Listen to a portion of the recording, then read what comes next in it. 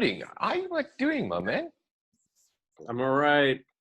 Dude, how's How are things you? in Los... I'm good, but how's things in Los Angeles, man? Dude, it's I don't know. I don't know what it's like over there. So it's it's hard without context. It's hard to sort of explain it. I mean, for context, I guess I could just say I haven't worked in 3.5 months. I was doing a big special for History Channel, and I literally was wrapping off of it in the first week of March, I think. Mm. I'll give you two examples.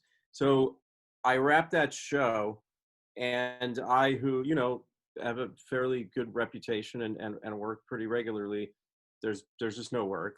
So I've been sitting around since the beginning of March. That weekend, whatever that Friday was in March, I went to extend this down, right? Yeah, nice. I was supposed to go back 2 weeks later to fill in all the gaps. This is my metaphor for where my life is at right now. I'm walking around. This poor tiki guy doesn't have, the waves around him. The fish is like all by himself. There's all these holes. So yeah, it's just like everything's just stopped. So I've got a better one.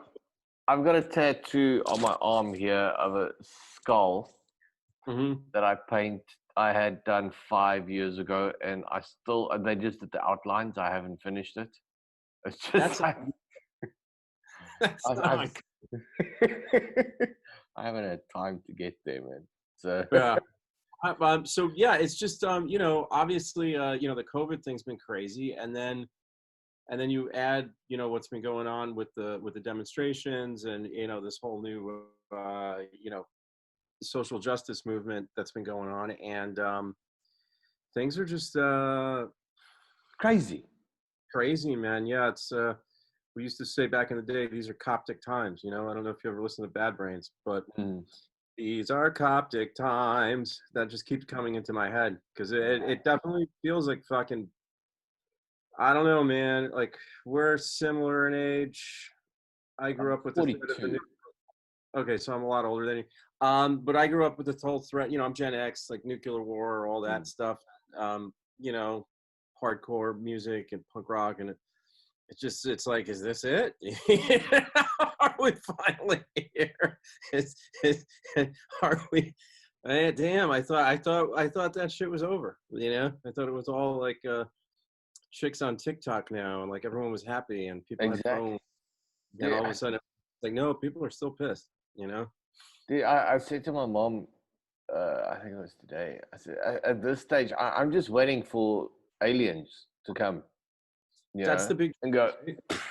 Because space went up, and those guys are gonna come back with fucking, with what do they call them? The Greys, the little guys. Yeah. He's gonna be like, and we'll probably beat them up or something.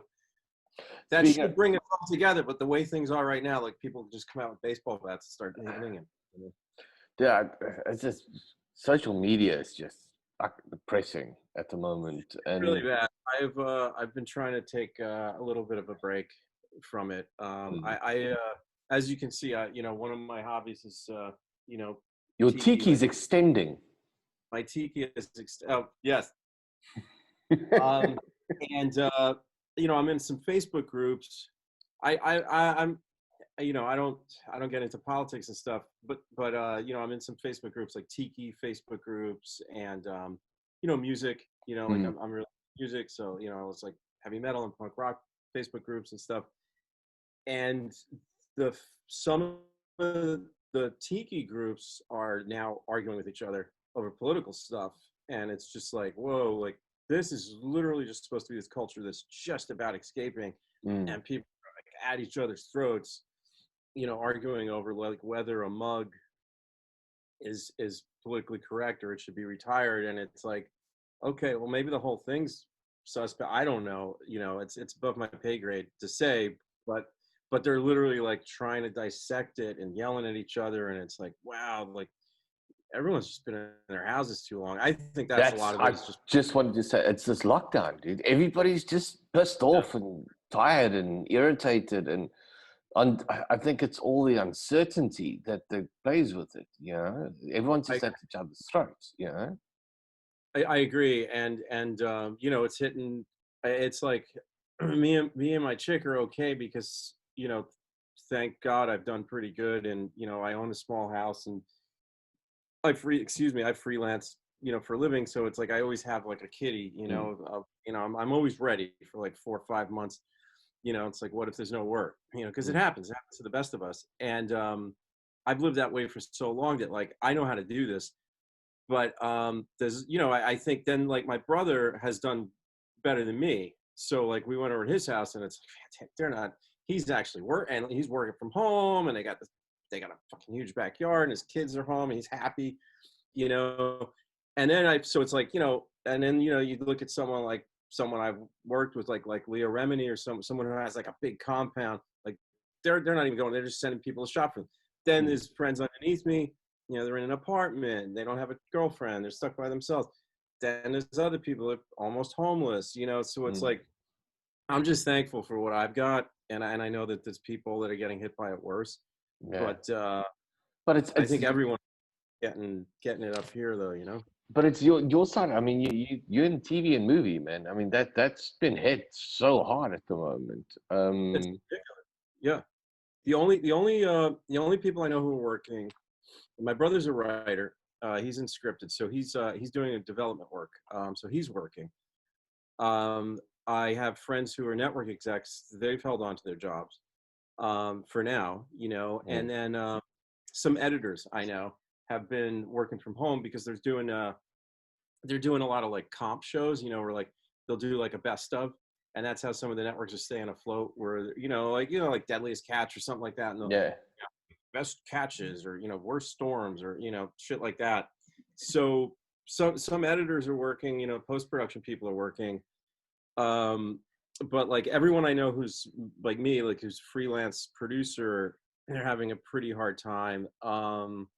My buddy told me that he's a camera up on the new Top Gear. He said that they're going back in. I Okay. think actually it might have been this week that he said they were going to start back up. And he said that the rules that they gave him were like really, really intense. Like you know, what they have to do to get it done in the state of California is going to be very, very difficult. So I'm going to check in with him and see how that's going. And then I have another friend. Do you know the show Texas Metal? You Yeah. probably are, right? So I've heard of it. my buddy runs that. And I actually like, I kind of, I'm like to say I mentored him, but he'll tell you that, like, he'll be like, this guy's my mentor. But he worked for me on a couple of shows. He's a big car guy. And he was always like my go-to like car producer on all my car shows, which I'm sure you want to talk about some of that stuff too today. But I ended up getting a call years ago from a Canadian production company that I'd done a show in Alaska for. The weird story, but anyway, they needed a showrunner. They were like, look, we know that I was doing something else, but, you know, do you know anybody? So I threw them Patrick, and he turned it into a fucking career. Like, he's been out in Texas. He sold his house here, moved to Texas, bought a house. He's living outside of Houston, and he's on like the third season. And I think they're starting back up. So I think in Texas they're going to start shooting. I think it's where you're at. You know, California's got really restricted rules, and I think a lot of people are afraid to pull the trigger on new shows right now because you know, everyone's afraid of a second wave and all this stuff. It's more the dense populated areas that are normally the worst. So if you're hitting areas, big wide open areas, you know, if you went to go shoot in Utah, you'll be fine. Yeah. Right. I'm up for well, not like there's cities in Utah, but yes, like rural Utah for sure. I'm up for a Netflix show right now that's shooting in upstate New York, and upstate New York's pretty rural. So you know, you think of New York, you think of like where I grew up, it's like super dense city, but upstate New York's actually pretty rural. So they said that they've got it figured out. So, you know, we'll see what happens with that. I just had a call with those guys just a couple of days ago.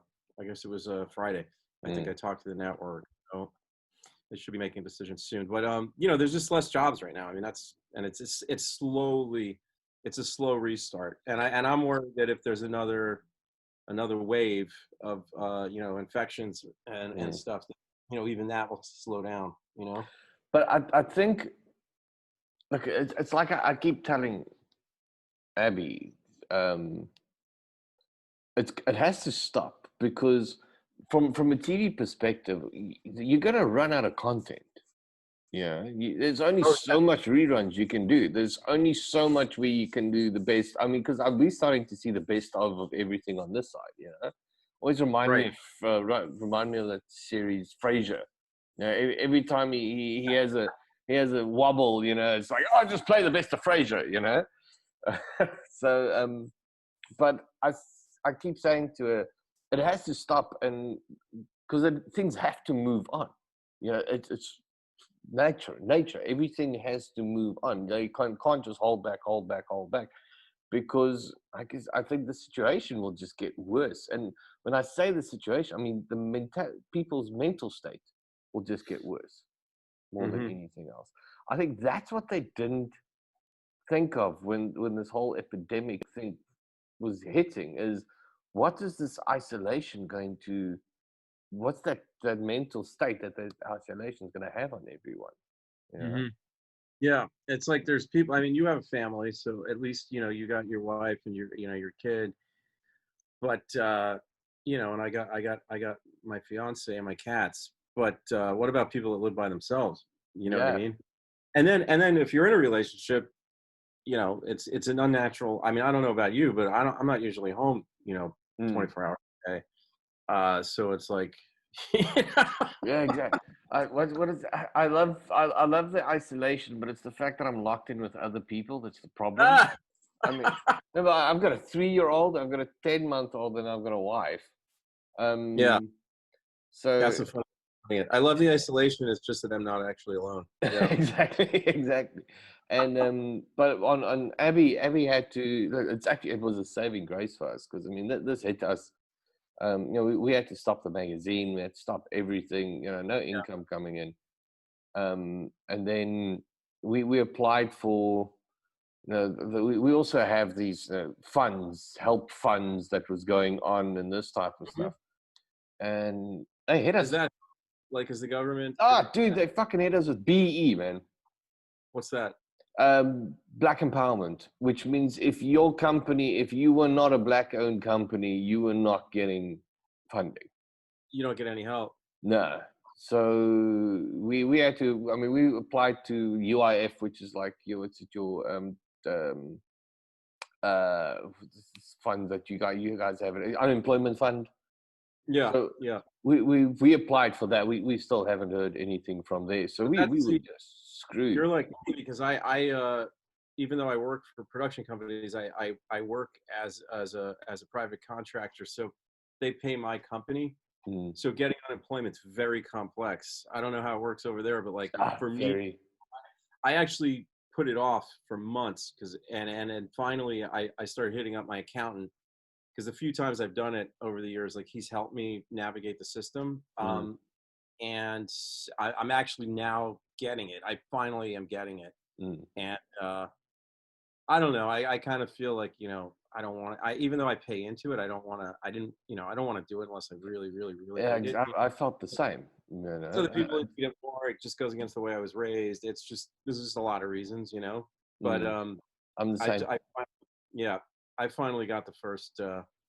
They give you a little bank card now, and then they just put the money on the bank card. Dude, it works. I mean, Abby actually, I mean, she works with horses. And she started training, because a lot of people couldn't get to the horses and stuff. So she started riding people's horses for them. Yeah, so she does that, and she does training and jumping and stuff. So that started bringing, I mean, that actually helped us just to survive month to month, you know, which was weird, because, you know, that was always a hobby, you know, that was just a thing that she did. And it helped on another side, because, I mean, she could get out the house, yeah. Right. No, seriously, dude. Like, it's weird. You got to if not, you got to say like, we're gonna get out of the house. Like, we're gonna go, and there's like nothing open, so it's like, what are we gonna do? Yeah. So it's like walking around the neighborhood, And and then I'm well, this is a block away from the beach, and you can't even go to the beach. You can hear it. is it still closed? Yeah, well, I think it's open now, but now it's cold, so you don't want to go. Right. It's hot here. And then, there's all these people with these, these masks on, which is doing wonders for my fiance's brain, every time we walk outside, they're like, and, all you see is eyes. I went to get sandwiches the other day, right? There's this little Italian place by us that does these like New York style, cold cuts sandwiches that I like. So I walked over there to get us lunch, and I'm waiting, and there's all these, the X's on the floor, and the social distancing, and we're all standing there with our masks, waiting for our orders. This dude comes in, and there's another dude with his girl, and then these dudes staring at the other dude, and I'm like, oh, what's gonna happen here, And then he's like, John, or like whatever, and he like he's not sure. And then they realized that these guys like grew up, but they were in the neighborhood. They're local dudes. They fucking recognize each other. And then it was so crazy. And I started talking. I'm like, I can't believe that just happened. Like, it's like, I'm like, is this what they want? Is this what the powers that be want? They don't want to see each other anymore, guys. Everyone's laughing. It was a nice moment because at least, it's actually got to talk to some people outside of my house, but it was just really fucking weird. It's just like, wow, like, that's like, because that hasn't happened to me, but that's like fucked up. Like, you know what I mean? We're all anonymous now. Like, we're just like, I don't know, dude. Look, I'm lucky. I'm healthy. I've always been a pretty physically healthy person. And so it doesn't, I'm just tired of it. I get that other people have more compromised systems and stuff, and we got to be careful. Like, I'm watching out for my mom. She's 80 years old. I won't touch my mom or like get within 6 feet of her and all that stuff. But I just want to go back to work, dude. I just Exactly. just would like things to go back to normal. But we'll see. We'll see. No, it's true. Well, listen, let me start on this thing and just explain to people how I actually know you. For sure. So about, what was it? About 6 years ago? I think it was more than that, dude. That's so crazy, dude. Yeah. Is it really 6? I think so. We got introduced by Richard Rawlings and Antigen from Multimedia. To take my little South African TV show and try and get it onto Discovery. And yeah, it was Antreneg and Cameron were repping Rich. Exactly. Look, long story short, we didn't get it, but we made a cool reel. We really did. And Myles and I have been friends. And you are an accomplished producer, and you've run a lot of the TV shows that the guys have seen. I mean, you've won an Emmy. Did you know? I didn't win it. Yeah. I lost an Emmy twice. But you got nominated. I've been nominated twice. Yeah, I have the certificates, but I don't have the. I have the certificates, but I don't have the statue. But it's still a feather in the cap, so to speak. Exactly. But yeah, I really like that reel. Actually, I didn't realize it's been that long, dude. And also you and I have been trying to develop in the meantime. I've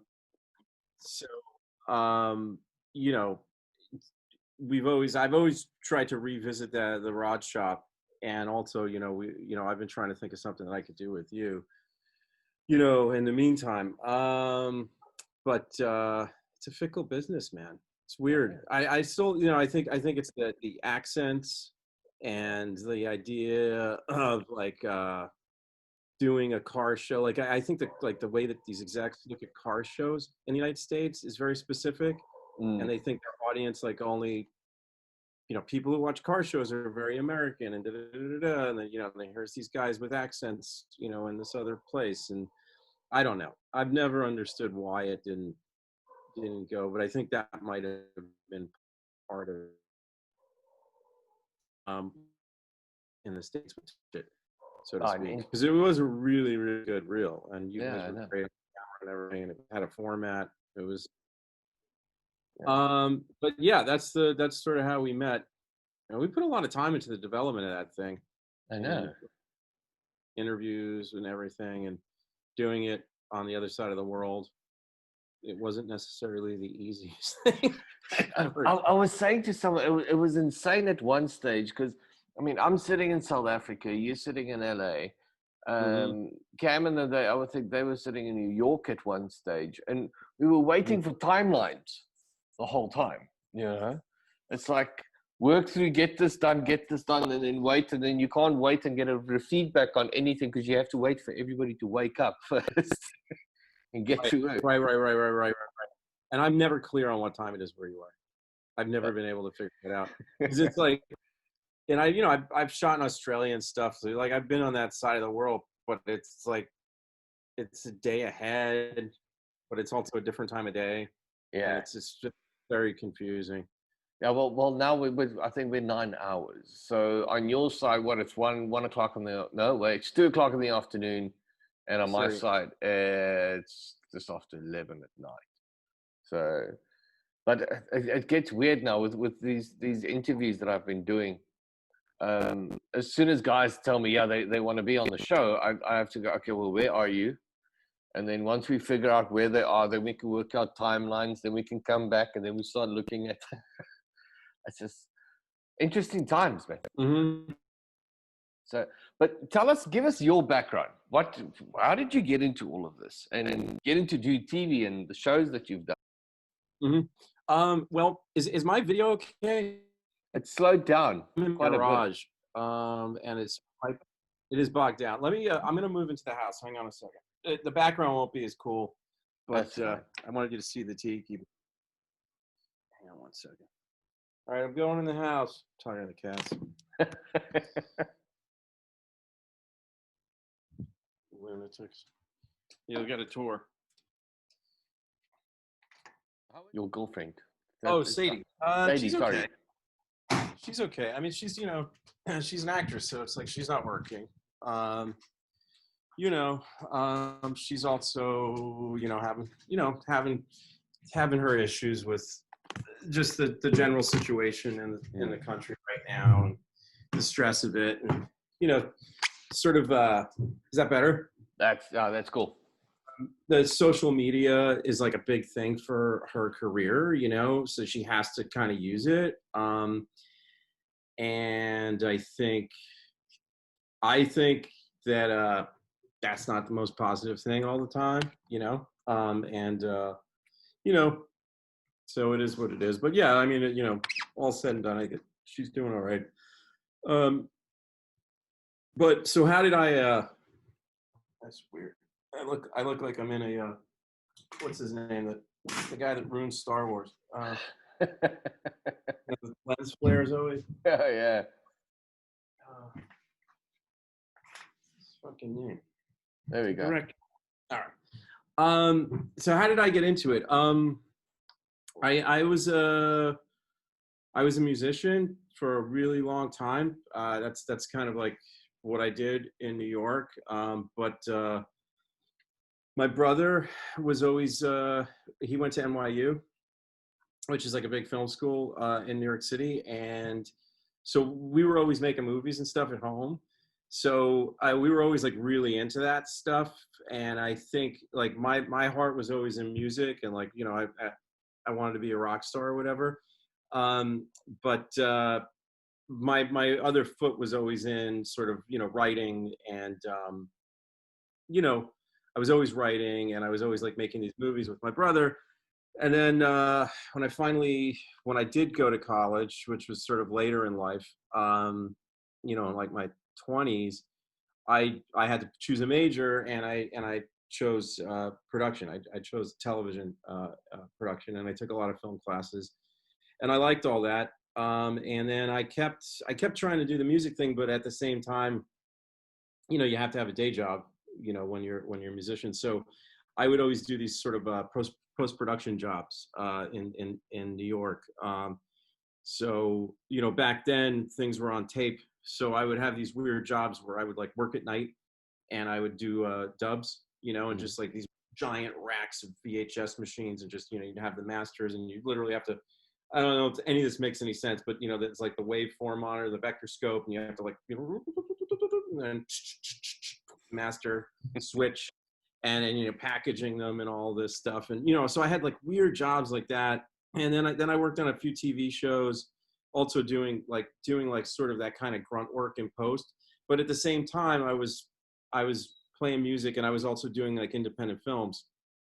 So then like I started doing more of the independent film stuff. I hooked up with a bunch of people who were like working in like music videos and shit when it was like really big in New York. I'm talking like, you know, late 90s, like the 90s hip hop thing was, you know, a lot of production in New York was like based around MTV. So when MTV played music. Yes.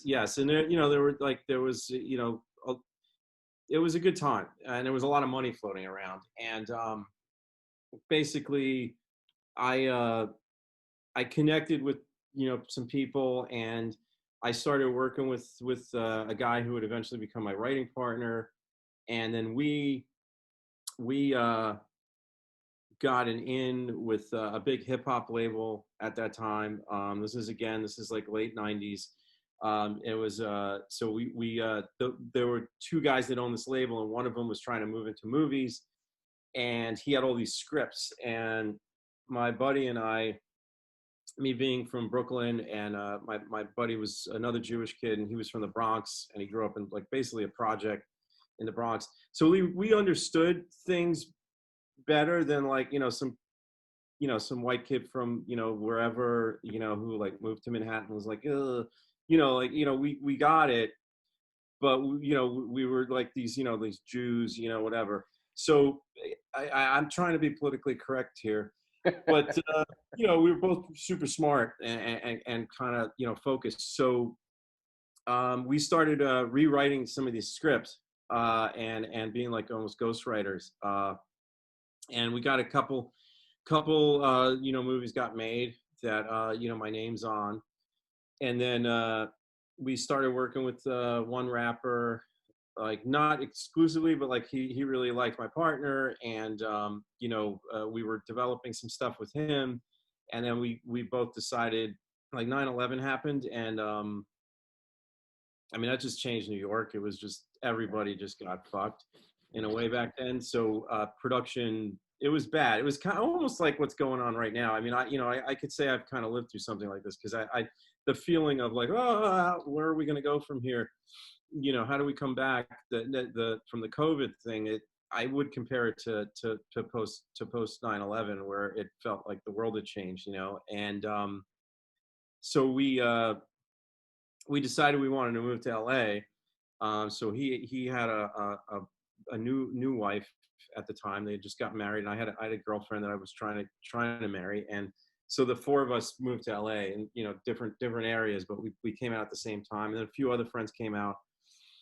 And is this too much information? No, go, keep going. That's good. It's interesting. I love reading these biographies of people, because you find that I always read musician biographies and director biographies, and no one's gotten into the entertainment industry the same way. You know what I mean? Like you look at like a lawyer, and it's like every lawyer had to go to law school, take the bar, and then try to find a firm or decide to go work for the government, whatever. You know, there's always like a very clear track for a lot of jobs. And I think what's interesting about the entertainment industry is that there's no clear track. And exactly. The more that you read about other people's careers, the more you understand, like, it's okay to have like kind of a weird zigzagging thing, and that there's going to be ups and downs, because it's a crazy fucking business, right?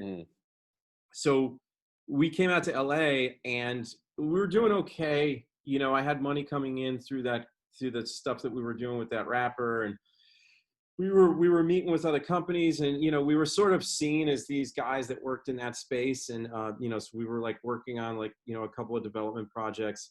And then that dude, he got into like a thing. He was on tour, and he basically, I'm in bed. I woke up one morning, and it's the only time this dude's ever going to be on the crawl on CNN. My girlfriend at the time hit me, and she's like, "Myles, wake up, wake up!" And there's, you know, I'm not gonna say his name, but like blah blah blah blah blah, you know, on tour, you know, shot another guy, you know, outside a strip club, right? So he's on this big tour, and he goes back to his hometown, and he goes to some club and ends up getting into it with some dude, and he shot him in the butt.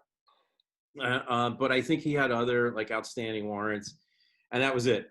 Dude went away. He was away for a while, and then we got cut off. Basically, the company was like, well, you know, the projects you were doing really focused around that guy, and like, we like you guys, but we're not just gonna like send you checks every month. And then it was like, whoa. And then my chick left me, and then I had to get rid of my dog because he had like aggression problems. I had this fucking boxer that she had gotten. It was just like biting other dogs, and she couldn't handle it. So she was like, you have to take care of him. And then I tried to take care of him, and he almost killed my neighbor's dog. And this wonderful elderly Japanese woman who had brought the dog from Japan on the plane. And like, I had to pay for everything. And then I was like, we just gotta get rid of the dog.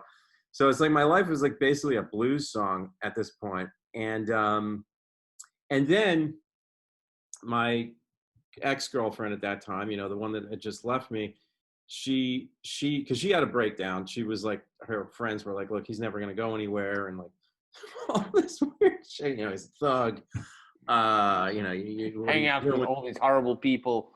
Yeah, well, that, like, I don't know if it was like what I was doing for a living. It was more just like the fact that I was able to operate in those worlds meant that I had a certain swag, whatever. That her friends in LA, you know, she came from a different background. Let's just put it that way. So it was, you know, her friends were always kind of like, who is this fucking dude, you know? So anyway, but her cousin had been a filmmaker who had transitioned into doing non-scripted television and a reality TV, whatever you want to call it. And she's like, you know, she's calling me, and she's like, you know, you should call my cousin. You know, he needs people. He's starting up a show. And I'm like, you know, fuck you, bitch. You know, I hate you. You know, whatever. But then, you know, of course, you know, I was like, okay, let me, you know, let me calm down and do that. So then I got a job working with my ex's cousin. And it's weird because you look back on these things and, you know, everyone says they're self-made, right? It's like, nobody's self-made. You know, everyone's gotten a break. And I think that speaks to like what's going on right now, and like some of the issues that people are bringing up, and like access, and in the States, I think you live in a very different place, but I'm talking about like the inequalities that people are like sort of trying to bring awareness to right now. Like, I had a girlfriend who grew up with a rich cousin who had a career, and he was willing to give me a shot. Yeah. And not everybody's got that, you know, and not everybody's got the access to that. Chick's not going to date them. And, you know, like, you know, so, you know, there is some truth to this stuff, you know. Look, so I believe that without going to that shit of what's it, The Secret and all this type of stuff, I believe if you want something, it comes to you. You just need to look at it, the opportunities. Right. Things get presented in front of you. You just need to keep your eyes open and, you know, put the work in to do it.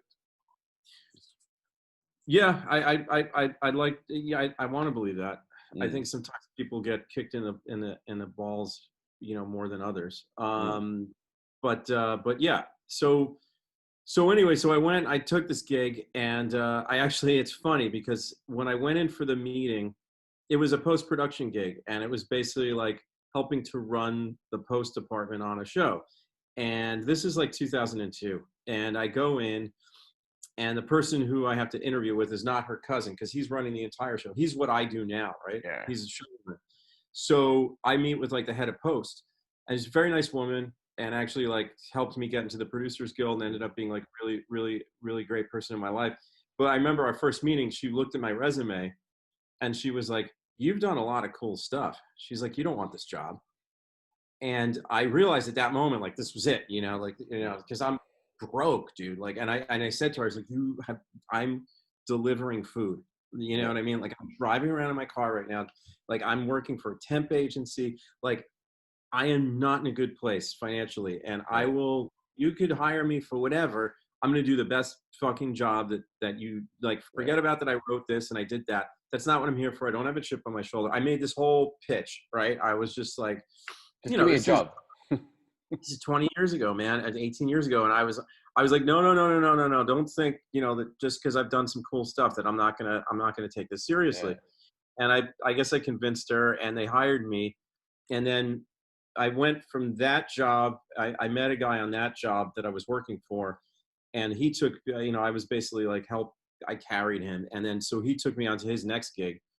And then I made friends with everyone at that production company. And then they wanted us to come back to the other one. And I went and I sat down with my ex's cousin, and I gave him a short film that I had made that had done a bunch of festivals and had won some awards. And I gave him a script. And I said, listen, I know that you know me as like, your cousin's ex, and I'm this blue collar guy, and you see me as like this post-production guy, but I'm actually, I'm a creative person, and I have a college degree, and like this is what I can do more. This is what I'm actually about, and I'd like to move into a different job if it's possible. And so he looked at everything, and then he was like, listen, well, do the post-production job, and then I'm going to give you the last episode of the season to story produce. Now, story producing in reality TV and unscripted TV, they're basically the writers. So a story producer takes all the footage that was shot, and it's like, I always used to like to explain it as sort of reverse writing. Like, it's already been shot, and you have to go through all the footage, and you have to put together a story, and then you prepare that for the editors. And back then, I mean, 18 years ago, 17 years ago, we had to do it on paper. We would watch VHS copies of the footage, of the raw footage, and then we would create a script, and then the editors would find the footage based on our code. It was a crazy system. Now all story producers have an Avid station, and they create a string out, and then that string out just goes right, and it's all on the same, the same server. I work the same way. I basically put everything that I shot into one thing, and then I just start cutting and moving it around until it makes sense. You do it on a computer, but back then we used to have to do it on paper, right? And VHS tapes, which I think about that now, it's insane. Also, just how much plastic and paper we used. Just every time we did a show, we would have to recycle them. It was crazy. Like, you would have to take the dubs, that's what we called the copies, and we would, you erase them. We had this eraser thing that was like a magnet, Anyway, so I did the job, and then I did the last episode, and they really liked what I did, and then they asked me to jump onto another show. Like, they were like, oh, you're really good at this, and the next show was a car show. It was for History Channel. I'm trying to remember the name, man. It was these two brothers. It was early 2000s, and it was these two brothers, and they were like the something brothers or something. And they had a shop, and it was, there were builds and test drives and all that stuff. And I mean, again, not to be politically incorrect, but like, they needed a dude to work on the show. Like, basically, like the company did a lot of cooking shows and a lot of stuff like that. And the owner of the company, actually, he saw what a great job I was doing on the other show for my ex's cousin. And he was like, hey, do you know anything about cars?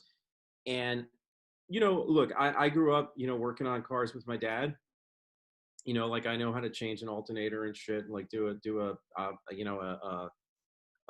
oil change and stuff like that. But we had like these crap AMCs that my father was obsessed with. I mean, I wasn't like a car guy like you are, you know what I mean? Like, I understood what a internal combustion engine was, and like, the different systems in a car, but I wasn't like, I didn't know the history of Mopar, anything like that. But I was like, oh yeah, I fucking love cars. Look at me, I'm a dude, like I like cars, and I was driving a Daewoo, dude, like literally, I was driving a Daewoo, which like microwaves, right? And so I got the gig. So my buddy, who was who was the guy that I'd been working for, the post-production supervisor. I was the post-production coordinator. He was a car guy, and he was a big collector. And since I had helped him so much, he became my guy. And then I'd email him. I'd be like, well, what's, you know, blah, blah, blah, blah, blah. You know, there's a problem with the fuel line in a, 1978 Camaro. And he's like, oh, that's, you know, and I go in his office and he'd show me in a book, you know. And so I rocked that. And then that just kind of like, you know, excuse me, back then, there was so much production going on. And then, you know, I just kept working, you know, and I just put my head down, and just every job I went, I did the best job I could. And then, you know, I'd get recommended for another one or whatever. And I just always happened to land on these, I've done a lot of shows that involved cars for some reason. I did the first show where I really went out in the field and, like, you know, lived on the road and everything was the Bull Run, which was for Spike TV. Yeah. Remember that? Yeah, wasn't that with man, what's his name? The wrestler, wasn't that? It was Goldberg. Goldberg, yeah. He's a nice guy. He was on the road with us. Yeah, apparently he's a cool guy. Quite a cool car guy, yeah. Yep. And so what we would do every night, we would go out. I was a story producer, so I had a camera crew and a minivan, and I would each story producer had to follow one of the cars. And so it was like, you know, hang on, can you give me 1 second? Sorry, it's my girl. So we would follow it was like 2 parts. Like they would have to like drive, because it was literally a cross country thing. And then at night, every night, we would show up, and there would be like a big challenge, you know, which was really cool. So like the challenge producers would have set up like this big set, and we would show up exhausted after driving, you know, whatever, 8 hours, you know, from like one state to another state, literally, or across the state, because you know how big the state, you know, America is. And we started it at the edge of Canada in Whitefish, Montana, and we ended it in Calexico, right outside of Mexico. So it was literally like, woo, like the entire time. Yeah. So fucking cool. It was one of the best experiences of my life. Also, like, the budgets back then were so much bigger. So, I mean, this show that's very notorious, that it basically like broke a company, because they didn't necessarily do the best job in the field, and it ended up costing a lot. And we had a helicopter. This is before drones, right? We had a helicopter, dude. So like, I remember being a story producer guy and in a minivan driving across the Golden Gate Bridge, San Francisco, with fucking Westcam right next to it. The guy's filming. I was just like, this is it, man. This is fucking Hollywood. This is like the best thing ever. You know, never had a show that big since. But yeah. So we would get to the thing, and then there would, you know, we would be exhausted. The drivers would be exhausted. The camera crews would take off, and there would be a second set of camera guys there. And we would show up there, like the food would all be eaten. Like every night we would get there, and like the, you know, catering would be out. There'd be like barely anything left for us. It was always the same story. And then they would do, so then, we would all go and have a meeting with my buddy, who I'm still friends with, who was he was Goldberg's producer. And he'd be like, okay, what happened? And we would give him the breakdown of what had happened on the road for each one of the teams, right? And we would go and sit down, and he would go and like sit in Goldberg's trailer. Goldberg was the only one who had his trailer. And Goldberg had an earwig, right? And then Goldberg would come out and he'd be like, hey, you know, Team Lotus, heard you guys had some trouble at the gas station, blah, blah, blah. You know, and it was great. It was a great system. It totally worked. And then I went into, I did the post-production on that show too. And that was one of the first times we actually had the editing software where we didn't have to put things on paper. I remember that was like, they were trying something out. And I met a lot of really good editors on that show, because a lot of guys came from the Mark Burnett company who had worked on like Survivor and stuff. And I started understanding like how badass those guys could be when I worked on that show. But yeah, so I think the second and I did a show early on when I was story producing. I did a show with NASCAR. Oh, nice. NASCAR Drivers 360, which was also for Spike. And it was a really cool, like, documentary style show, which like basically, it was like portraits of all these drivers, you know, and you know, like leading up to races, and you know, their personal lives and their wives and everything. That was a really cool show. We did 2 seasons of that. Uh, yeah, and then, you know, obviously I did a lot of other stuff, you know, in between. I started doing a lot of like what they call male skewing programming, you know. So I did a lot of like, you know, I did a couple of shows with American in the title, you know. I did American Digger and American Guns, you know. So you can imagine, you know, what was about guys digging, what was about guns. Yeah, and did a paranormal show. That was cool. You Yeah, worked dude. on, what was that show that with the fat guys? What was that? Fat Oh, and Furious. yeah. Can we say fat? I don't Can you say know. corporally challenged? Well, we'll deal with the hate mail. That's fine. Yeah, you couldn't make that show now. Now that I think about it, No. it wasn't that long ago, but like literally, you couldn't do that show. Like just the title is offensive. Yeah, so I worked for this company, Gurney Productions, it's kind of a notorious production company in the States. And I worked for them for a couple of years. I launched a bunch of series for them, that the American Digger, and I did the show Haunted Collector, which was basically about this dude who would like go to your house and like, you know, it was like a paranormal investigation show, but the ghosts were always attached to an object. So he'd figure out like, oh, it's this coffee mug, you know, gotta take it. And then at the end, we would take the object and we'd put it in a basement museum, which was dope. They're all Annabelle, basically. His aunt and uncle are the ones that did the real people. So that's how we got the whole shtick. So he and I love this dude. His name's John Zaffis. I still hold a dear place in my heart for him. I love John, and I had a great time on the road with him. And I would sit in his office in Connecticut, because we would shoot all the putting the stuff in the basement at one, like over 2 days, and I'd do interviews with him. So we just hang out in Connecticut with him, and I just smoke. He had this office where he smoked in the house. I never met anyone in my life who smoked in their house, like since like the 80s, you know. Exactly.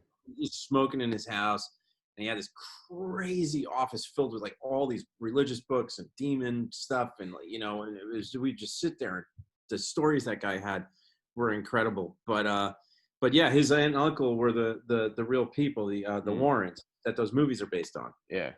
So he has this whole museum in the back of his house. He like built a barn, and he's got all this creepy shit in there. And so we made a TV show out of it, which was hilarious, because basically, you know, if it had become really popular, we were on The Soup. They did do a piece. Remember The Soup? The Soup was this make fun of reality TV shows. Hang on a second. Let me just make sure that's not my car. Nope. It's a little white Toyota piece of shit. Sorry. And yeah, it was a fun show. But so I had this relationship with this company, right? And then I went on to do like bigger and better things, and I like had a couple of years where I had like a contract with CNBC when they first started doing reality TV, and I did a show called The Car Chasers for them. I did 2 seasons of that, and I left on the 3rd season, and it did a 3rd season. I did a show in Vegas called Money Talks for those guys, and I did a bunch of stuff. And then Gurney wanted me to come back and do this Fat and Furious show, and I had a good relationship with the Discovery execs as well. And I guess it was the 3rd season. So they kind of made me an offer I couldn't refuse, where they were basically like, you can bring, you know, I was like, I want to bring my people, you know, I want to bring my camera crew. I want to do it the way that I've done these shows. You know, I know how to make a car show. Let me do it my way. But you know, it's that show had some weird issues going on with it, which I guess I could talk about now to some extent because it's over.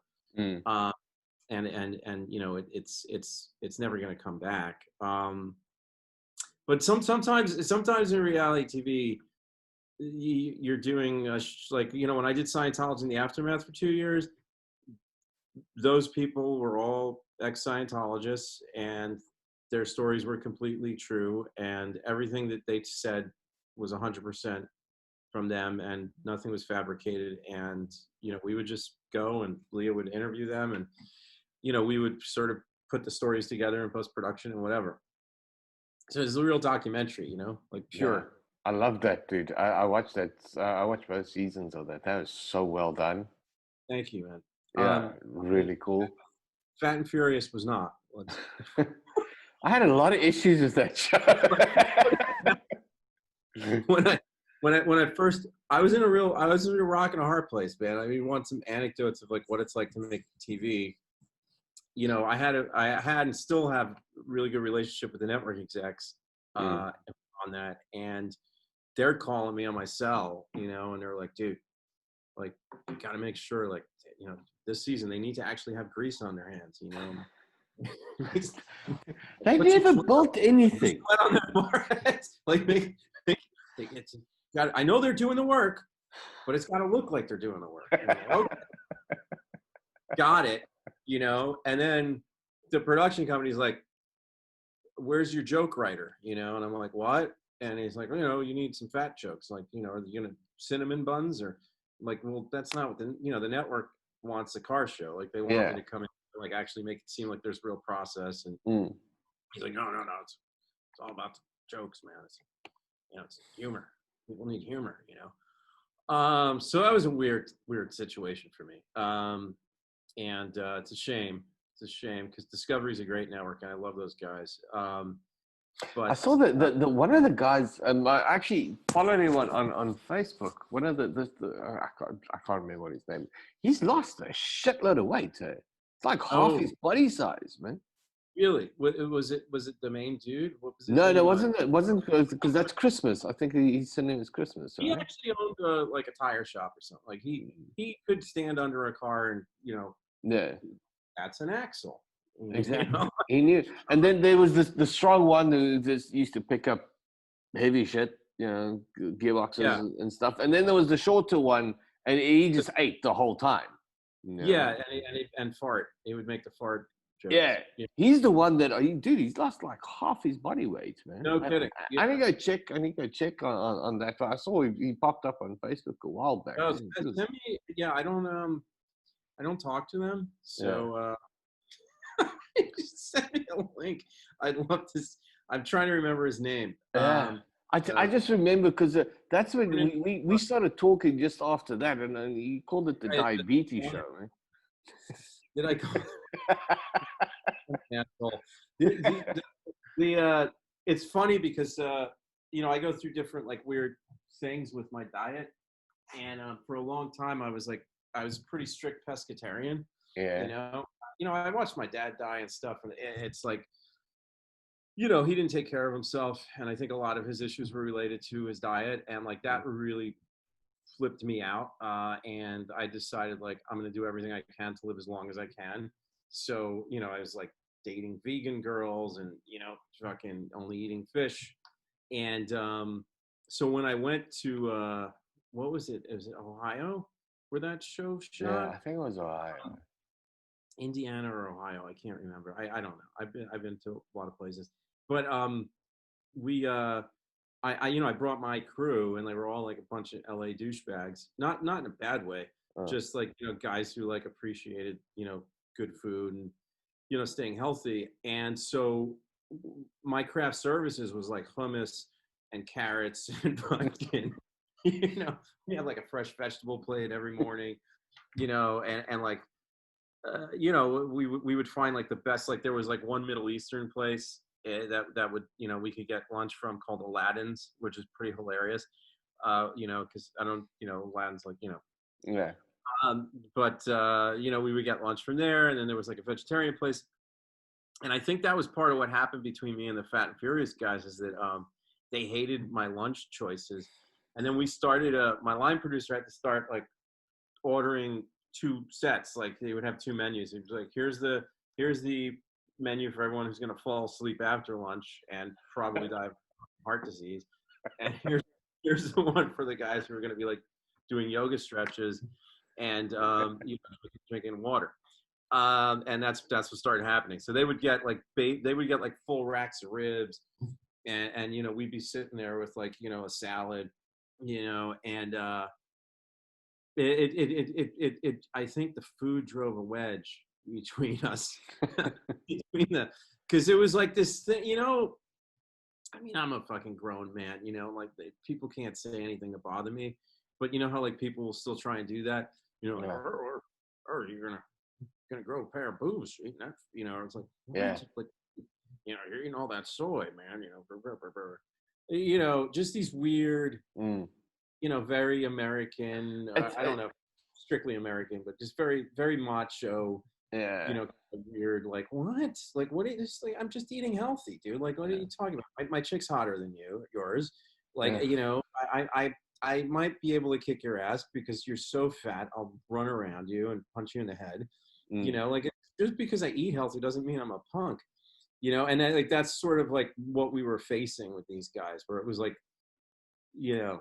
they were so insecure and weird about everything, and they also weren't, they. So it's like when you look, I love to have a drink and this type of stuff, but when I go out, I don't, especially if I have my wife and kids or anything with me. I'll go to like barbecue type of thing, and I normally I'll have like 2 beers, and then you got the guys like, oh man, come on, yeah, you're such a wuss. And I do not give a shit. I'm gonna have my 2 drinks. I don't care. Yeah. Yeah, it's like I once told a bunch. I was on a job. It's a terrible thing to say, but it's the truth. I was in Alaska, and I was being pressured to do something by my crew, and I looked at them and I said, "Is this peer pressure?" And I said, "It's not going to work on me because you're not my fucking peers. Go do what you're going to do, and I'm going to do what I'm going to do." So. But now, the Scientology thing, how did you get into that? Dude, that was insane. How did I get the job? Yeah, just that, and how that production and stuff worked. I mean, how long was that?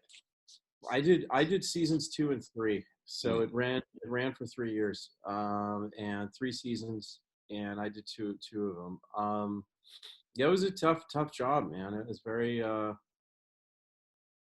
it's hard. You're dealing with people who have been part of a really weird. Yeah, actually, what is this fucked up situation more than anything else?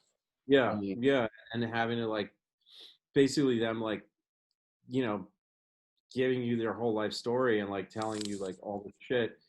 We had to have like aftercare stuff in place, and therapists available, and it's very, you have to be very delicate. It's very different than doing a car show or something like that. It was a different situation. And Leo was great because she had such empathy for all the people and everything. It was but it was a lot of pressure. It was a very high pressure job. I mean, there was a lot of stake for everybody. So I can understand that mentally that must take a toll on you. I mean, you're sitting day in, day out. I think about when you're editing it, because it's over and over and over and over and over. I mean, that gets very hard.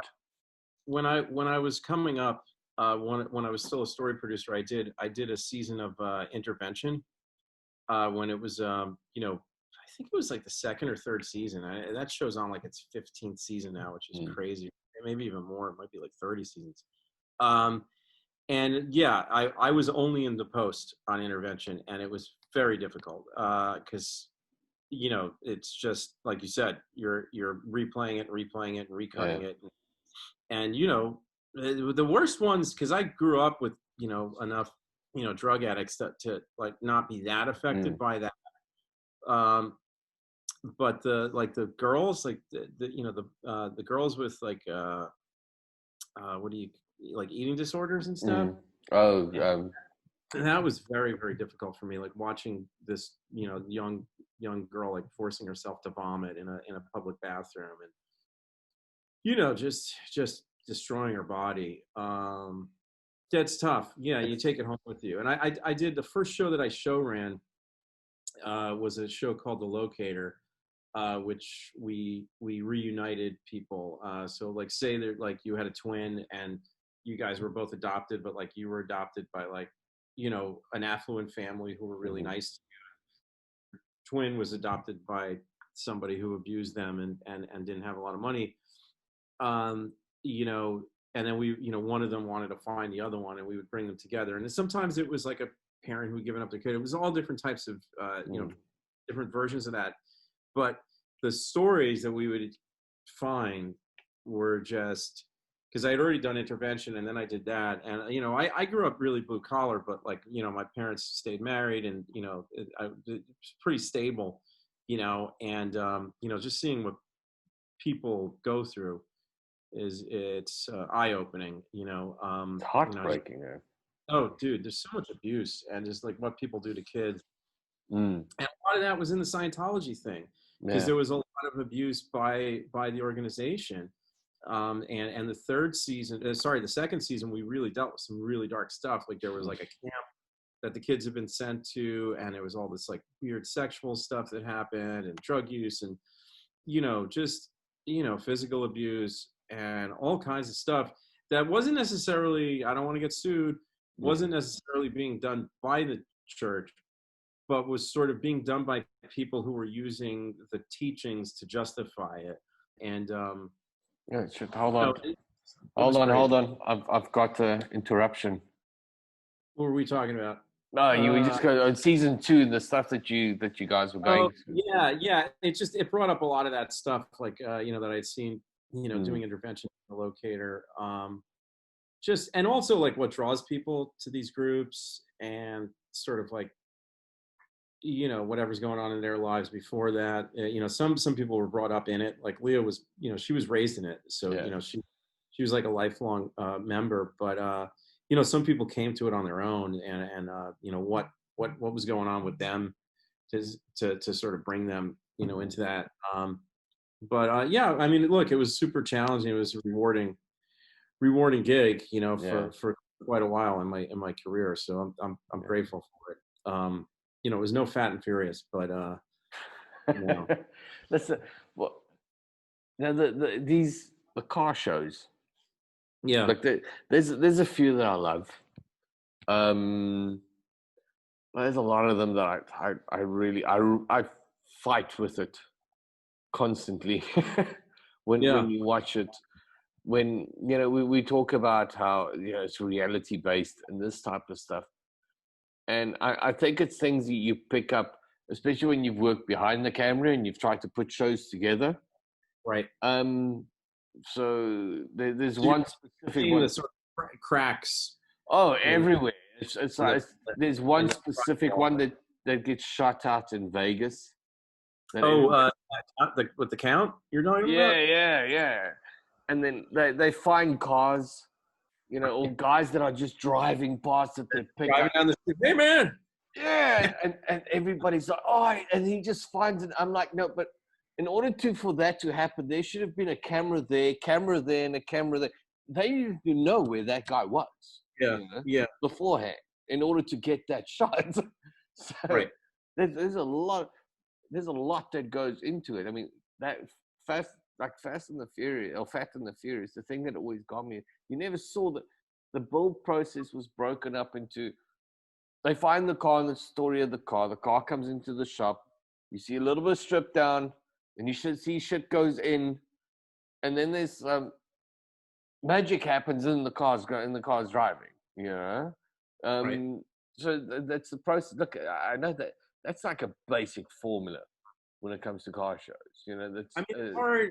In everyone's defense, I mean, it's, first of all, I think everyone's accepted, like like when the Count sees someone driving down the street, I don't think anyone thinks that's really you know what I mean? Like everyone knows that some of this has to be set up, right? I hope so.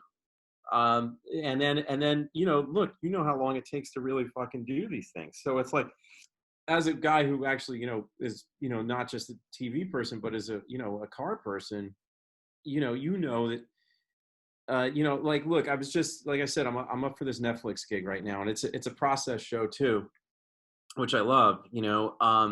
It's not a car show, but it is based around like building and timelines and stuff.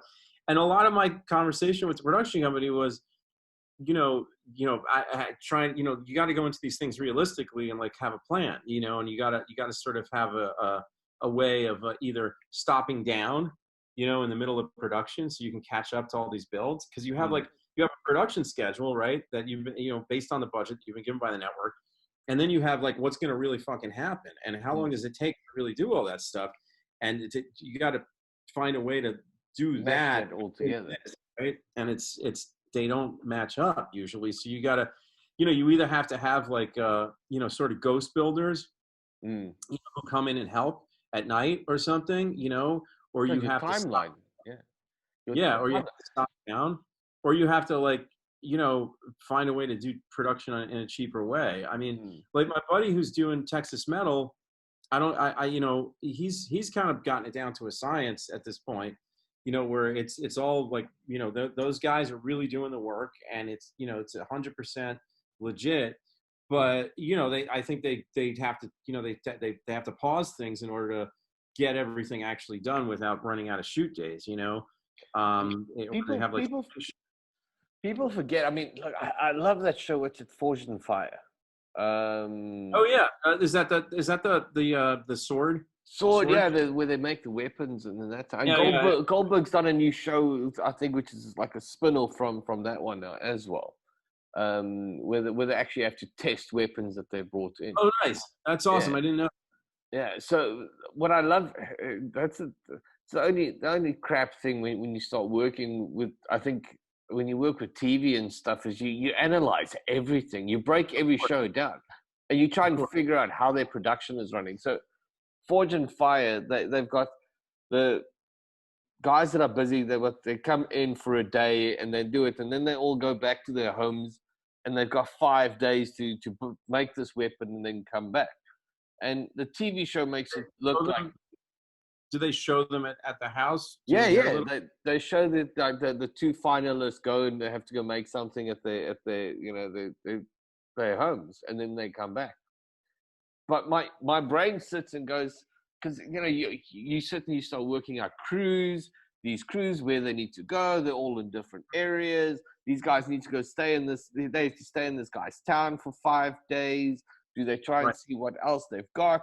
And you try and work out the whole process. And then you look at like the shooting, because people just see like an hour, but they're forgetting like each individual thing could have taken a day, to happen. There's a lot of work that goes. I mean, I mean, when I started doing, that's why I stopped building cars on TV on the shows. It's just because the timelines would just kill me the whole time.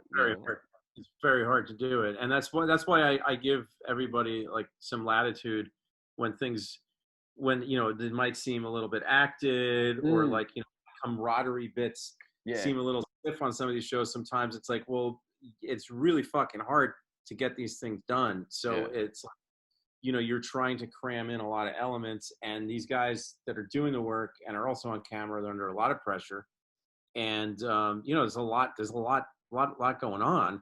And you're there, producer, and you're going, I know that you're knee deep in grease, and you're trying to solve this problem, but could you bust his balls about the fact that his wife isn't going to allow you to go to the barbecue that we're going to shoot at the end? And they're like, get the fuck out of here, Myles. Like, you're trying to work here, and you're talking about this fake ass barbecue that you're putting on. You know what I mean? Yeah. And it's just a example I've just made up, but there's often stuff like that where you're trying to fulfill everything that the audience is going to want, and people forget you have to. When I did my first season of Rod Shop, and I sat with a buddy of mine who's a tattoo artist. I think I was getting tattooed. And we were talking about, because at that stage, I mean, you were overhauling. I don't think Gas Monkey was out. You know, there was a few shows. Street Outlaws just started, but the whole format started changing from overhauling to the Gas Monkey style. You know, and he was saying that You mean from like almost like Pimp My Ride to I own this shop and this is all real. Yeah, exactly. That's what I mean. You know, the change. And he said people forget that when you build a TV show, especially, and the problem is, especially if you do a car TV show, you want to keep the car guy entertained, but his wife's sitting next to him and she's not a car person, and you need to entertain her at the same time. Otherwise, she's just going to bitch that you need to change the channel, you know? And that's where, guys, that's a very hard balance to keep the whole time, with making it more as informative to keep the petrol head entertained, but still make it entertaining as a show at the same time. You know? Absolutely. Yeah, and I think the one thing about that Fat and Furious show is that I think it actually did well across lots of demos. Like you know, I think like families watched. It was entertaining. That you're right. It was an entertaining show. They were really proud of that because they were all like kind of like family, you know, kind of Christian dudes, and they were actually really proud of the fact that the show, you know, appealed to a wide audience. But then, you know, what it was getting criticized online, obviously, by all the car people, and like, you know, that's when it, you know, the networks like, hey, we're getting hammered here. You know, people are calling the show out, so it's like, you know, you got to find that balance. It's interesting because, like, you know, have you been watching the stuff on Motor Trend, like the new, you know, the online platform? We don't have Motor Trend in South Africa, so we. Oh, no kidding. No, yeah, I'm bitterly disappointed. We've got it running on Discovery, some stuff running on Discovery, but everything else we just wait for it to come through to YouTube, unfortunately. Got it. Yeah. You know, they bought all the old Top Gears. Like but that's all the US Top Gears, so not the UK ones. Yes, exactly. So no, I think it's the US and then the reboot, the English reboot with Matt LeBlanc. Because Matt LeBlanc was actually the English Top Gear. Yeah, that was the English Top Gear, yeah. And then they have the American one, which was those other three guys, that character actor dude that everyone knows his face, but you don't know his name. Chris Harris. Is that who it is? Chris no, Harris? he's in the British one.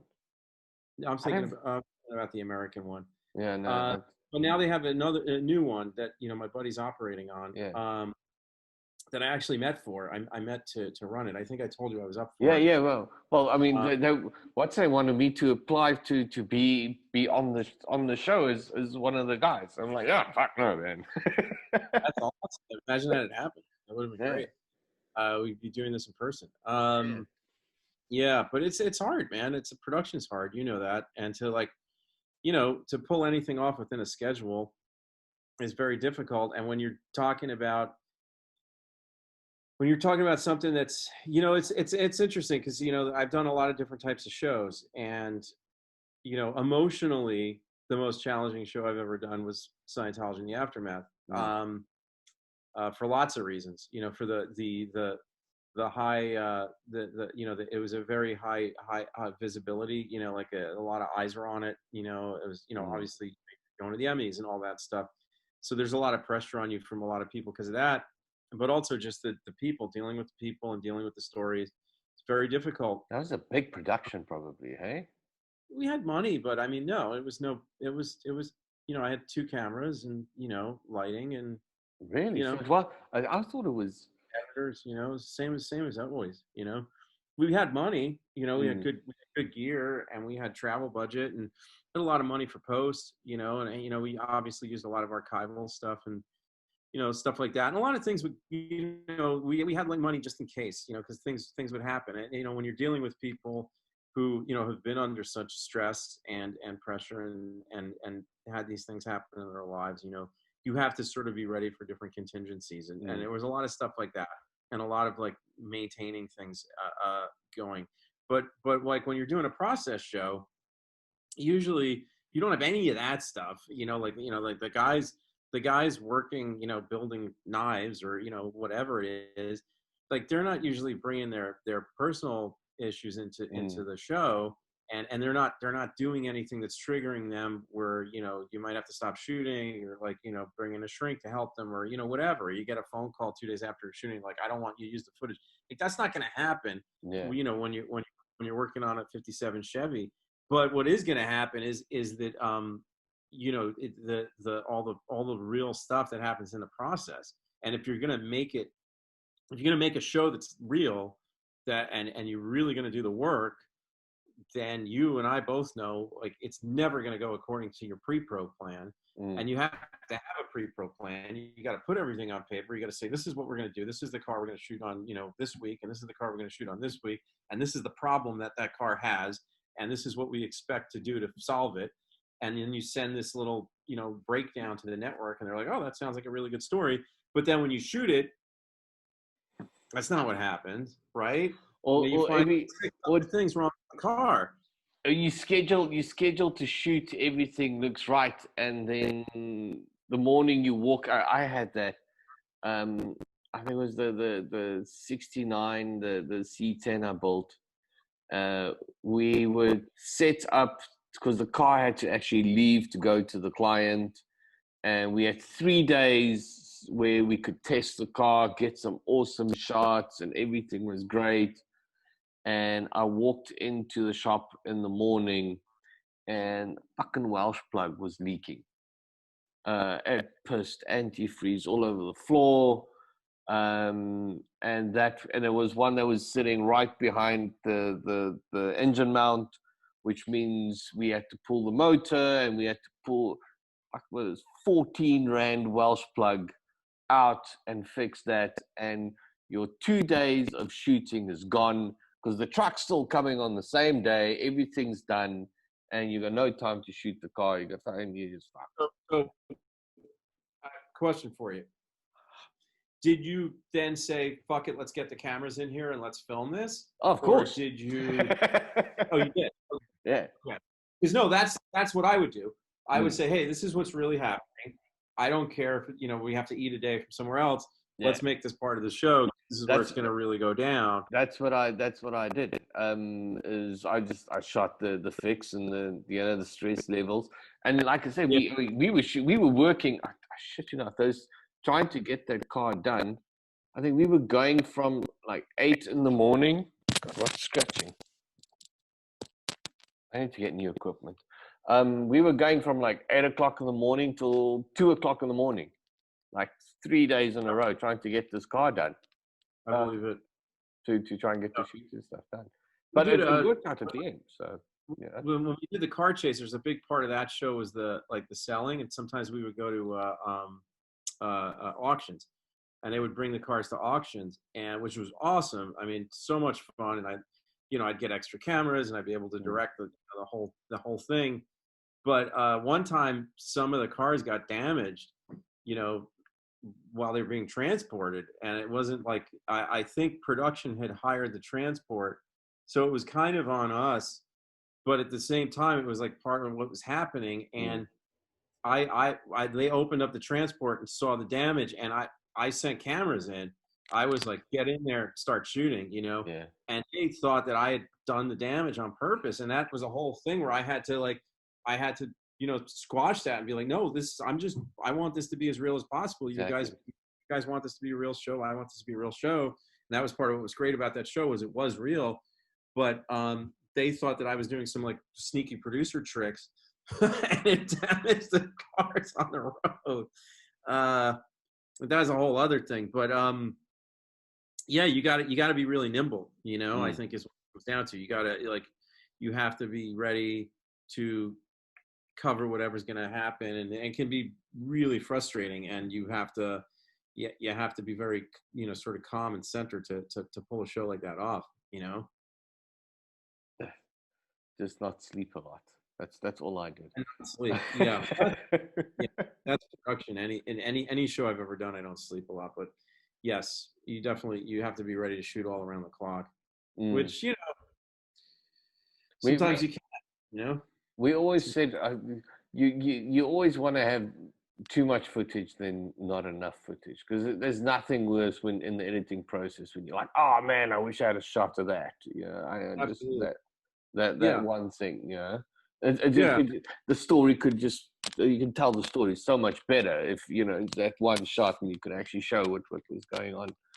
Absolutely. That section. Absolutely. And that goes for every stage of it, right? I mean, your reveals, all of that stuff. Like you gotta get the coverage.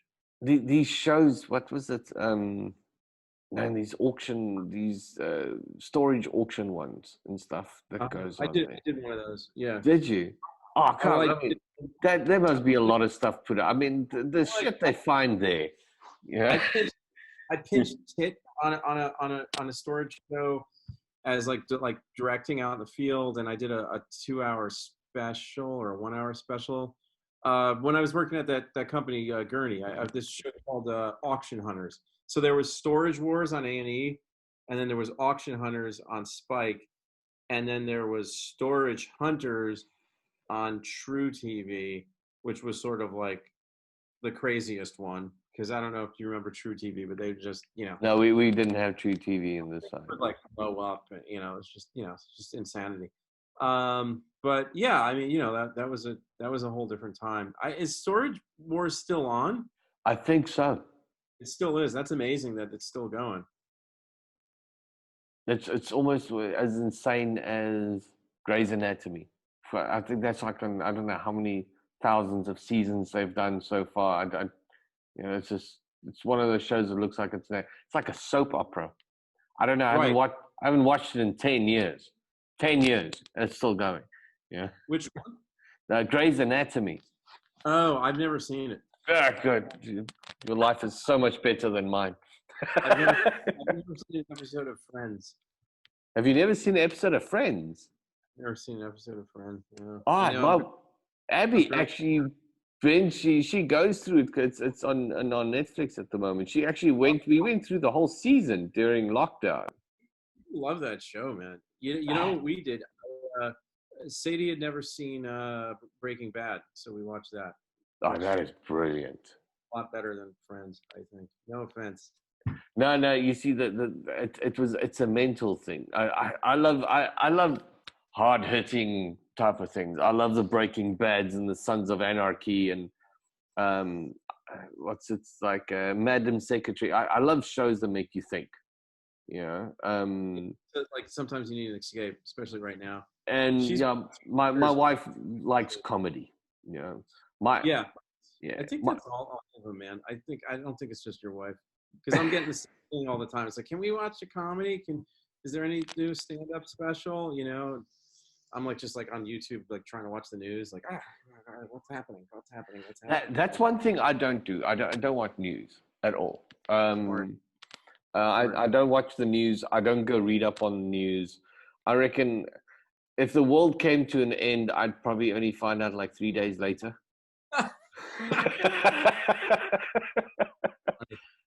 So I don't do that because of ignorance and that type of stuff.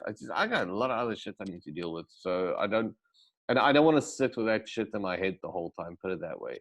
Because I hear you. I think there's a difference between being informed and obsessing, and I think a lot of people are obsessing these days. There's more obsessing going in because it's like Facebook and stuff at the moment. I get so I said to someone this week, I've been deleting people off Facebook like left, right, and center. So I'm curious. So are they people you really know, or are they people that you just sort of are connected to on Facebook? I've got look. I mean, because of the show and the car stuff and everything, I just have a shitload of people on, shitload of followers and stuff. But it means that their shit comes up on your feed the whole time. And as soon as I see racist comments and all this type of stuff, I'm just like, go away. It's not even just I don't want to see the post. It's just completely because how can I put it? It's like all the fake news. You would think people would actually go reach it first and apply weird things like logic and common sense. before they Right. continue pushing it forward and spread it even more, you know. And that type of thing is fucking annoys the shit out of me. So I just get rid Yeah. of it as soon as possible, you know. Yeah, it's I think everyone is just like they see something that uh reinforces their thing, and they just immediately just put it up on this place, and nobody does any research anymore. I think Yes. there's a lack of there's just no due process in anybody's thought process anymore. Like nobody's trying to do the work. Everyone Jumping already on the has. bandwagon. Yeah, everyone has like sort of already decided like this is how I feel about the world, and I'm just going to look for things that reinforce that. And nobody's really looking for a voice that's different than what they think. So I can't remember who said this the other day, and it was someone I was talking to. They said it's so true. What social media does is something pops up, and you put your opinion in, and let's say there's 10 guys that agree with you. People's mindset has changed to the point where they then feel that is the norm. Everyone feels exactly the same. And we used to say in the car stuff, we used to have this way. Guy, when I had with the magazine, a guy will phone you and go, well, everybody wants you to feature these things. And we're like, no. I've spoke to my friends and so, and everyone, I'm like, no. That's you and your 5 friends want me to do this. yeah. We've done the research and we find out that you are 0.00005% of the people, and the rest of the fucking people don't want us to do that. Right. So, like I said, the perception of, I think that's the problem. As much as it connects people, it gives people this false sense that all of a sudden there's a majority. If it does that make sense? All right. Well, I think this COVID thing is enhancing it because everyone's locked in their houses. So when you're out in the world and you're actually interacting with people, you have to be nice. At least I was raised to be polite. I hold doors for strangers and I say thank you and I tip. And I smile. I smile, and you don't have to do that when you're just sitting in your house and screaming at people online. And I think that the great equalizer for everybody is like having to actually live in a society together and interact, and we're not doing that right now. And I think the cracks are showing because of that in people's psyches. But I mean, fuck, what do I know? I'm just a guy who makes TV shows. I don't know. I'm not qualified to talk about this stuff. But I think people fear for our society. We should go back to the old days when we used to just scream at our TVs and no one responded. Right. When there were 3 TV stations. It's like when you watch sport and you're screaming at the guy to go left, catch the ball or something like that. I think we should go back to that. The fact that now all of a sudden you're doing the screaming and there's a reaction. And the thing that's also started. Sorry, I'm going on about these guys boycotting. Would you stand on your roof? 15 years ago, would you have stood on your roof with a sign, proclaiming your attitude towards like, hey, there was just an earthquake, or like whatever it is. Like, I don't even, this is what I ate for lunch, and then, here's my political position, like all of it. I can't stand any of it. You know what I mean? Like, it's ridiculous. The thing is, social media in months because it's before all the marches and stuff started, because I was just getting sickened by everything, like the arguing about the COVID. And I'm looking at my Instagram. The last thing I did was I put up a post and I said it was Mother's Day. I saw because Sadie has a son and my mom obviously has me, and my brothers. So I said Happy Mother's Day to them. But yeah, I don't know. I don't know. It's like everyone's got a voice, and I guess that's cool. But also, unfortunately, everybody thinks that everyone cares about everyone's opinions. Yeah. Right. Like everyone's entitled to an opinion, right? Everybody is entitled to opinion. The fact that everybody doesn't care about it, I mean, how can I put it? It's. I mean, we've got tattoos. It's like we've got still the old mentality people in the area where we live, where I'm in the shopping center and I've got my daughter and I've got 2 full sleeves and I'm very heavily tattooed, and they look at you like you are something that Satan's just pulled out of hell, and this poor child little girl that's with you, what is going, and they turn around and they, do you know what you've done and all this type of stuff? And my response to all is, I just don't care. I don't care what your perspective. What do you think entitles you to come discuss it with me? They that you have an opinion and actually give you their opinion on your ink. Exactly.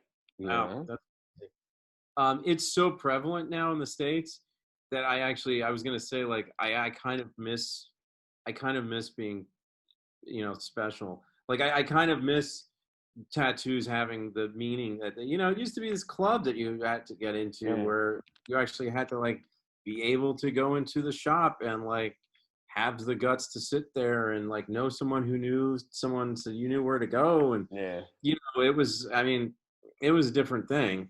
So I kind of miss people being freaked out by tattoos because everyone has them now, and it's just like, it was shit. Everybody used to leave you alone because you looked like this hardcore fucker that's been walking around. Oh yeah. Well, I started counting.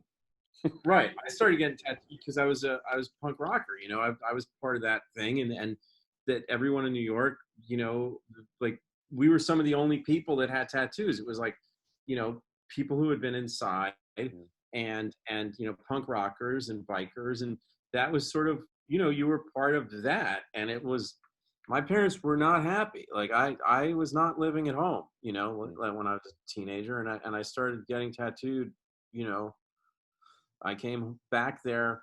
I remember, and my mom saw my first tattoo, and she was just like, "Oh, you finally did it. Now you're scum." Now she's cool. I mean, I got a full, my right calf is like a sleeve of my dad. Yeah, I've seen that. My mom loves it. She's cool with it. But it took a long time.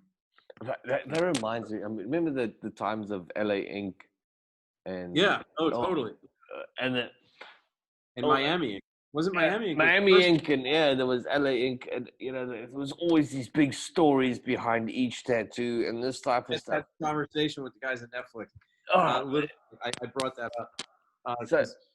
It's like every fucking and then it's like now all these people who are coming up and getting tattooed now think that every tattoo has to have this fucking meaning behind it, and then I'll somewhere and people go, "Oh, what does that mean?" I'm like, "It's fucking dragon, man. It means like, it's badass." I don't know.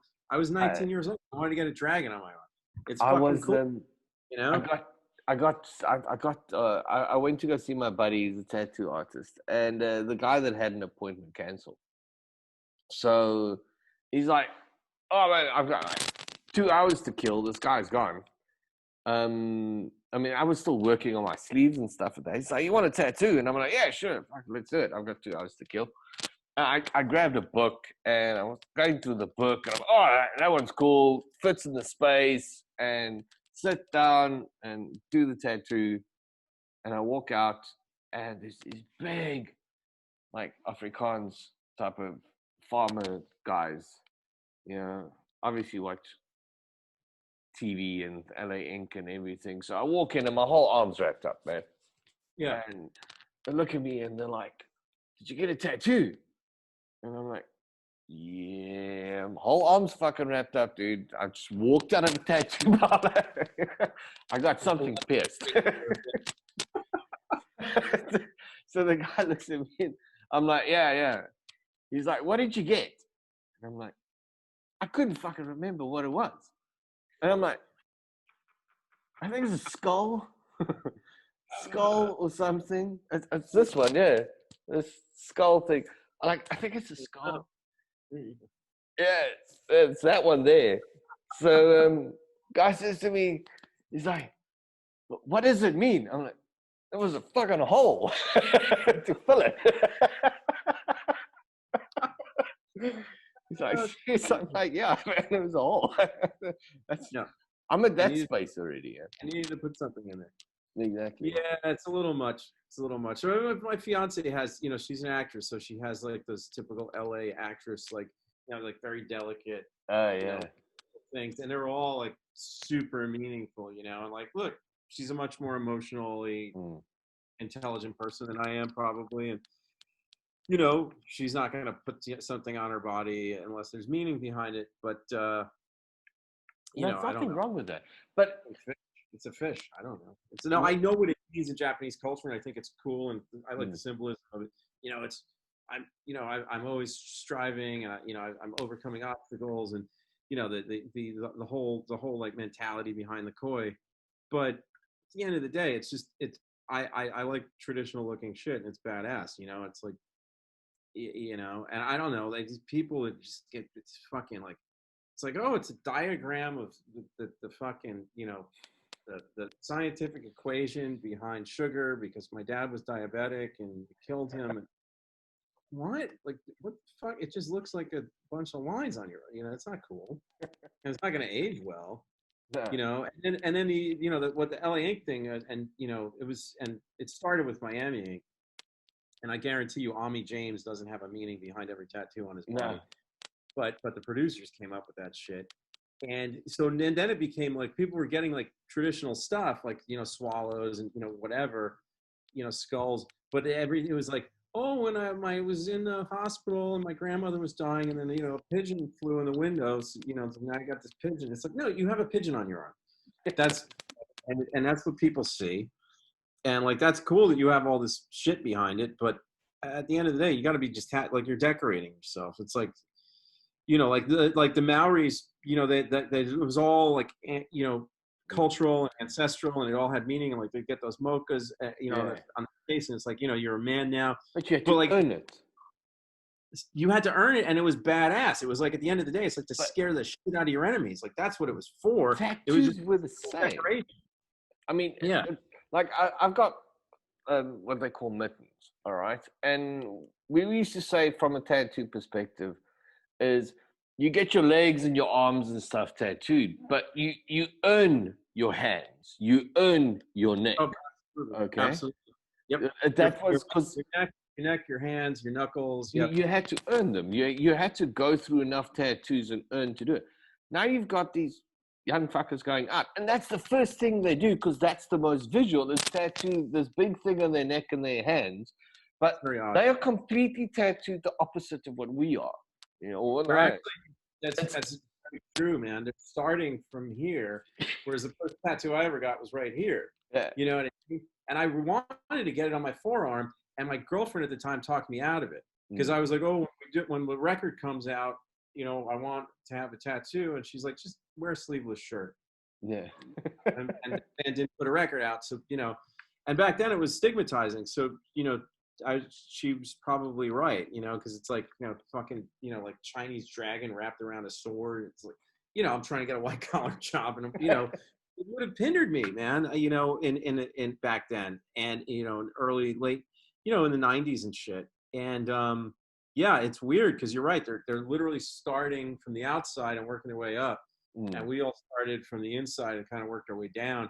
And back in the day, at least here, I know in New York, tattooists wouldn't do your hands and your neck and shit unless you were heavily sleeved up, or like you had to be full sleeve to them even to talk to you about it. And now it's just, I mean, I still know a lot of proper old school tattoo artists, and you can't walk in there and say you want to tattoo your hands or your face or your neck or anything like that.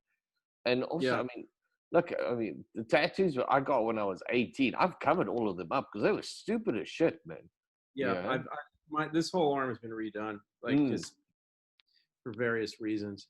That's mostly the ink was different, and the shit was so old. It was just aged. Aged, yeah, exactly. Very aged.